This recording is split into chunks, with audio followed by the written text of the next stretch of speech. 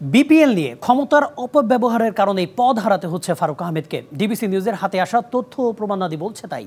তদন্ত রিপোর্ট বলছে একক সিদ্ধান্তেই বিপিএল এ দুর্বার রাজশাহীকে অনুমোদন দিয়েছিলেন বিসিবি সভাপতি ফারুক আহমেদ। ইভেন্ট ম্যানেজমেন্ট ও অনলাইন টিকেটিং এর জন্য আনকোরা কোম্পানিও নিয়োগ দেন তিনি। বিপিএল এর অনিয়মের তদন্তে গড়া কমিটির রিপোর্টের পরই হার্ডলাইনে যায় এনএসসি। দায়িত্ব নেয়ার মাত্র 10 মাসে একের পর এক অভিযোগ, এত কম সময়ে এত অভিযোগ।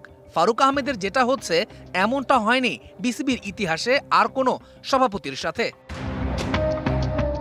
দিন বদলের স্বপ্ন দেখিয়ে দায়িত্ব নেয়ার পর জন্ম দিয়েছেন একের পর এক বিতর্ক। তার আমলেই সবচেয়ে বিতর্কিত বিপিএল এর সাক্ষী হয়েছে দেশের ক্রিকেট।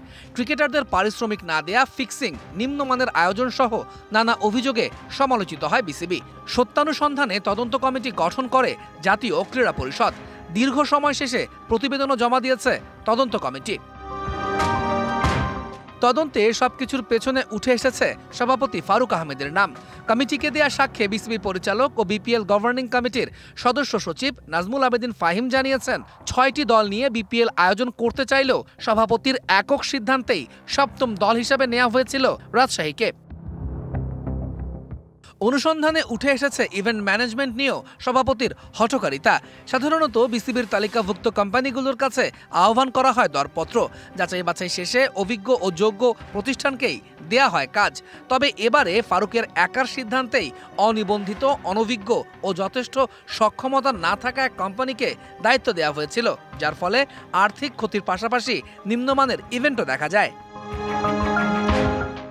সানবিট সব দিবে সামাল।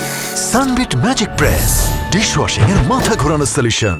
প্রতিবেদনে উঠে আসে ই-টিকেটিং প্রতিষ্ঠানকে কোনো নিয়মের তোয়াক্কা না করেই একক সিদ্ধান্তে টেন্ডার দিয়েছিলেন সভাপতি ফারুক আহমেদ। আর সেই ই-টিকেটিং প্রতিষ্ঠানের অনিয়মের কারণে বিশৃঙ্খলা দেখা দেয় ম্যাচ ডেতে।